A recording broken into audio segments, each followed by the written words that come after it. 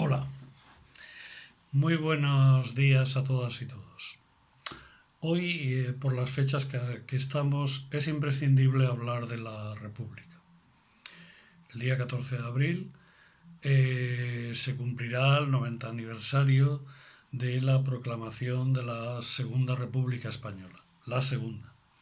Por eso ahora las y los republicanos hablamos de la tercera, porque sería la que correspondería tras un proceso constituyente democrático que tenemos derecho a promover y que tenemos derecho democrático también a exigir y a reivindicar.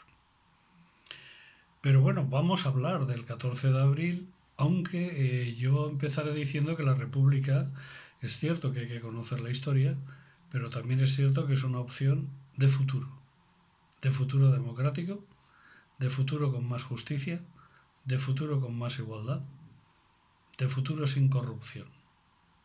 Y ahí vamos. La Segunda República llega a España tras una crisis, una dictadura, la de Primo de Rivera, que no alcanza las metas políticas que tenía planteadas y que además sufre también las consecuencias de la crisis económica del 29 y provoca el hundimiento. A esto hay que añadir la crisis de la propia dinastía borbónica. Las monarquías y el antiguo régimen son negativos y bueno, sufrieron un proceso de transformación. La Revolución Francesa y la Revolución Americana, ya en el siglo XVIII, nos trajeron el liberalismo, nos trajeron la democracia, nos dejaron unas formas nuevas de entender el gobierno que poco a poco fueron instalándose. De hecho, hoy en día en el mundo la mayor parte de los sistemas de gobierno que hay, la inmensa mayoría, son repúblicas. En algunos casos responden a lo que es una república, que debe ser siempre democrática, no puede ser dictatorial por definición, pero en fin, quedan también algunas monarquías que han asumido valores constituyentes, constitucionales, que son mera representación, en algunos casos simplemente un reclamo turístico y poco más. Hay otros que no. Los Borbones es una dinastía en el conjunto, en la historia de España, nefasta. Nefasta. Es una dinastía que no solo tiene una crisis, tiene más de una. Isabel II se tiene que ir por choriza. Posteriormente se produce la restauración de los Borbones mediante un golpe de Estado que da al general Martínez Campos y que corona en Sagunto a Alfonso XII. Posteriormente ya tras la restauración, el régimen canovista, el turno, el régimen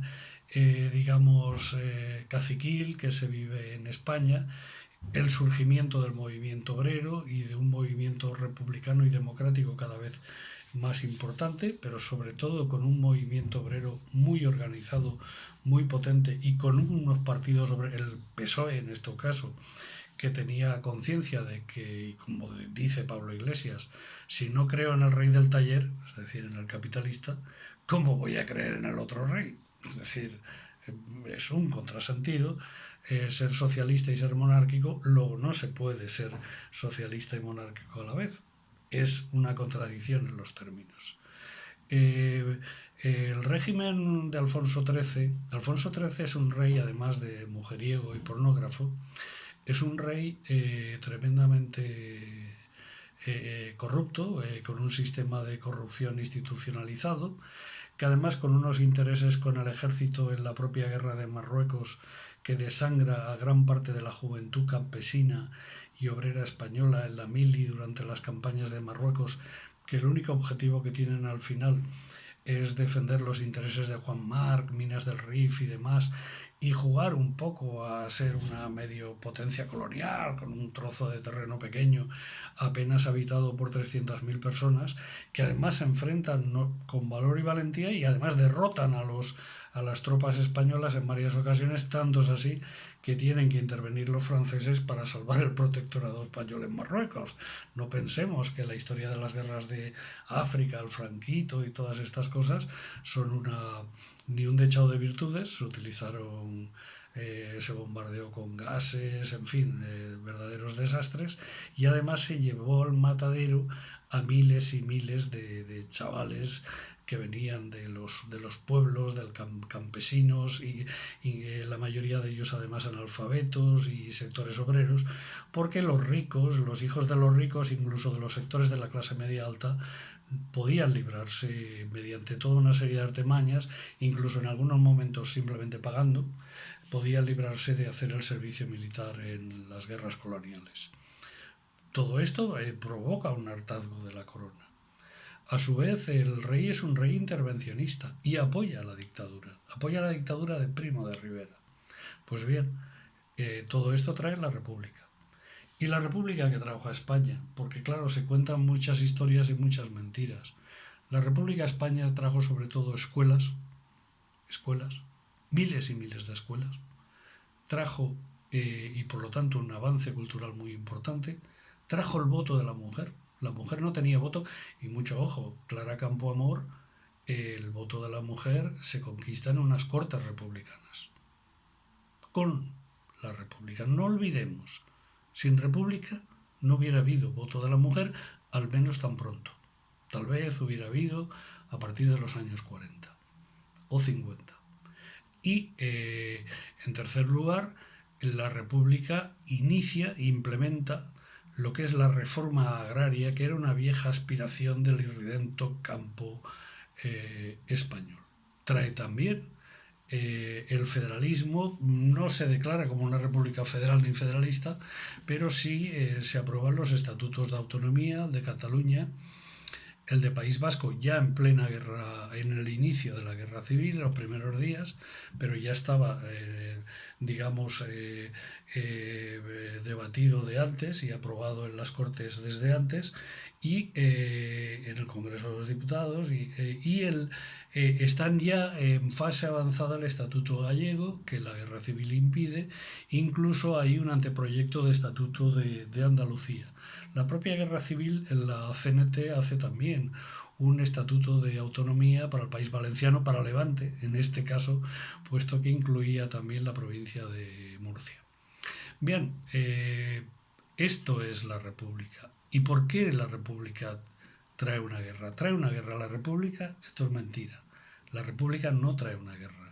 La República lo que sufre es un golpe de Estado militar, de militares eminentemente monárquicos, apoyada por sectores de la clase media rural carlista y por sectores de la clase media urbana falangistas, fascistas. Señoritos fascistas, caciques requetés, campesinos requetés. Y todo eso viene precisamente porque hay democracia, porque hay libertad y porque ellos son monárquicos y en ningún momento han aceptado la República.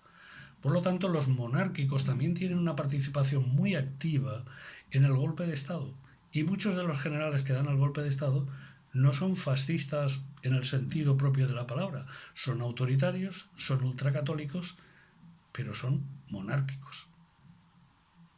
Por eso también hay que entender y no comprender ni apoyar el que la monarquía española, la actual, corrupta también, al igual que, e intervencionista también en política, al igual que hizo Alfonso XIII, militarista también. Estos Borbones, que son descendientes de Alfonso XIII, directos, pues en ningún momento han pedido perdón por el golpe de Estado, ni han pedido perdón por la dictadura, ni por ser repuestos por una dictadura. Que además de casta le viene al galgo. ¿Por qué de recordar? Alfonso XII ya fue restaurado por un golpe de Estado. Bien, el 14 de abril es una fecha que debe servirnos para luchar, para pensar, para imaginar, para ilusionar en otro futuro que es posible y otro futuro que no puede ser sino republicano, porque no olvidemos, sin república en el Estado español no habrá democracia plena, ni habrá laicismo, ni habrá libertad. Sin república no habrá libertad. Muchas gracias y espero que os haya interesado.